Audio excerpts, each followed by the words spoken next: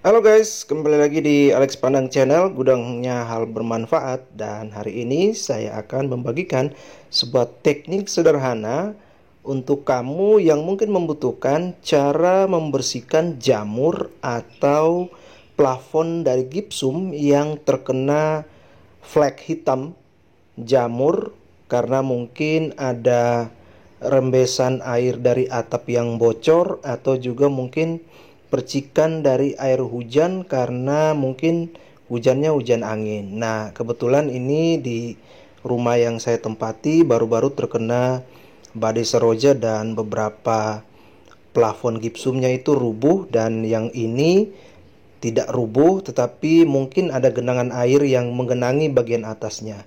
Dan hari ini saya akan membagikan kepada kamu tips dan cara sederhana agar bisa menghilangkan jamur hitam ini tanpa kita harus menggantinya. Simak terus.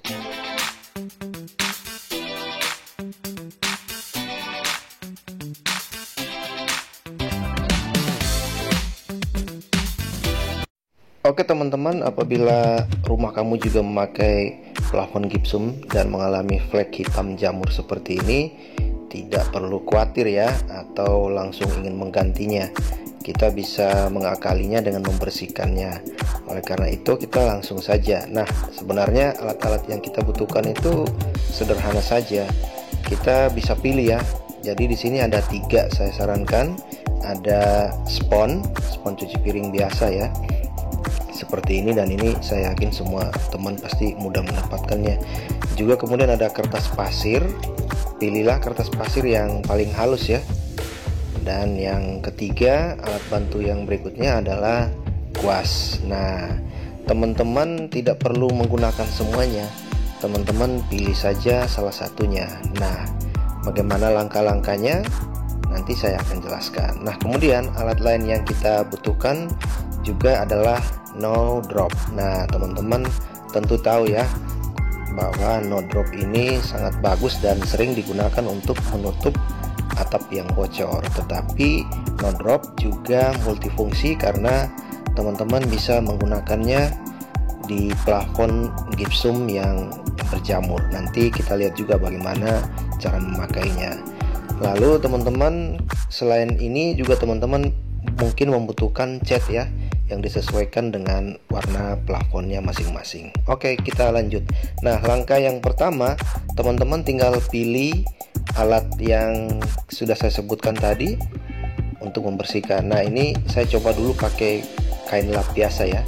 Saya basahkan sedikit, bisa langsung digosok. Nah, kalau ternyata lap basahnya tidak cukup mempan, nah teman-teman boleh pakai kuas, kertas pasir, atau spons yang saya sebutkan tadi. Nah, ini kita coba, ternyata jamurnya tidak begitu lengket dan plafonnya juga hanya hitam-hitam. Biasanya kalau dalam kasus seperti ini, kalau airnya terlalu banyak dan sudah terlalu sering, gipsumnya itu bisa lubang ya teman-teman, bocor seperti itu. Nah, kalau ada terjadi seperti itu, nah mungkin di bagian yang bocor itu teman-teman bisa menggunakan kornis ya. Kornis itu dia biasanya harganya lebih murah sih dari no drop. No drop mungkin harganya 100 atau 150.000 ya satu kaleng itu, seperti yang tadi saya tunjukkan. Nah, setelah dipakaikan kornis, barulah teman-teman kemudian menutupnya dengan no drop. Nah, ini pun waktu kita membersihkan, teman-teman kalau baru pertama kali, kalau ragu ya memakai kain kotor atau kain bekas begini, pakai saja spons ya, karena spons juga sangat bagus karena permukaannya agak sedikit kasar ya. Gunakan yang bagian hijaunya sehingga biar kotoran-kotorannya itu benar-benar bersih, dan spons biasanya lebih bisa menjangkau sudut-sudut yang tidak mungkin dicapai oleh kain kotor seperti yang saya gunakan saat ini. Nah, ini kebetulan memang fleknya tidak terlalu membandel ya. Dalam kasus-kasus tertentu ada flek yang dilap pakai kain lap agak susah. Nah, oke teman-teman, ini kita langsung, kalau sudah bersih kita langsung oles saja pakai no drop di bagian-bagian yang kita lihat benar-benar masih ada fleknya ya, setelah dibersihkan pakai alat pembersih tadi. Nah, pastikan teman-teman waktu memberikan no dropnya agak sedikit tebal ya, jangan pelit, karena demi bangunan kita sendiri masa kita pelit untuk menggunakan no drop. Jadi semua bagiannya itu kita kasih no drop, dipoles-polesin sampai benar-benar merata seperti yang tampak pada video ini.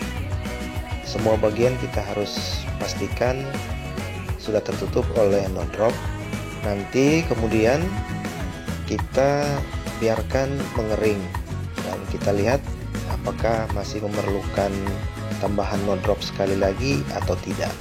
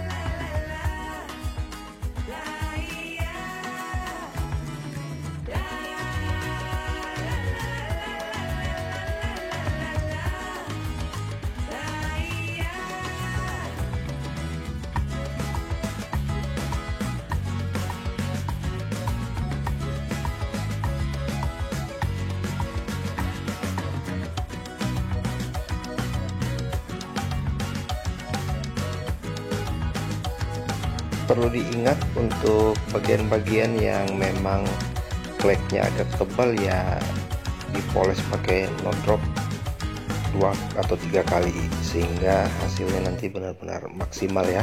Setelah semua sudah dipoles dengan no drop, biarkan kira-kira setengah jam, dan setelah itu barulah di langkah terakhir kita percantik dengan cat ya.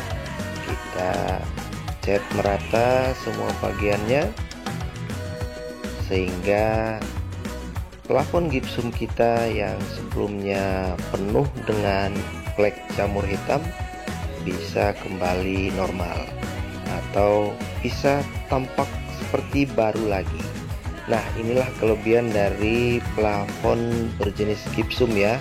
Kita kalau mengalami kerusakan flek-flek hitam seperti itu, kalau dia tidak kerubuh, itu artinya kita masih bisa menggunakannya karena ini terbuat dari gipsum. Karena gipsum itu kalau terkena air dan dia tidak rubuh, justru setelah terkena air gipsumnya itu akan semakin keras ya teman-teman. Nah, kalau sudah keseringan bocor dan akhirnya rubuh ya berarti memang kita harus mengganti dengan plafon gipsum yang baru. Oke teman-teman, demikianlah cara praktis yang bisa saya bagikan kali ini. Semoga bermanfaat bagi kamu yang kebetulan mengalami hal yang sama seperti saya dan tidak ingin mengganti yang baru, tetapi hanya ingin dipermak saja, dan nanti dengan cara ini teman-teman akan kembali melihat gipsum teman-teman atau plafon di rumah teman-teman menjadi kinclong kembali seperti semula, seperti yang tampak pada video yang teman-teman sedang tonton ini. Semoga bermanfaat bagi kalian semua yang membutuhkan cara praktis dan hemat untuk memperbaharui plafon gipsum kamu yang terkena jamur atau flek tanpa harus membeli papan gipsum yang baru. Ini teman-teman, dan terlihat seperti baru lagi plafon di rumah saya. Oke, sampai ketemu di konten berikut. Jangan lupa untuk subscribe, like, share, atau dukung terus channel ini, karena di channel ini kamu akan terus mendapatkan hal-hal bermanfaat yang berguna untuk kehidupan kamu. Terima kasih sudah menonton, sampai jumpa pada konten berikut. See you.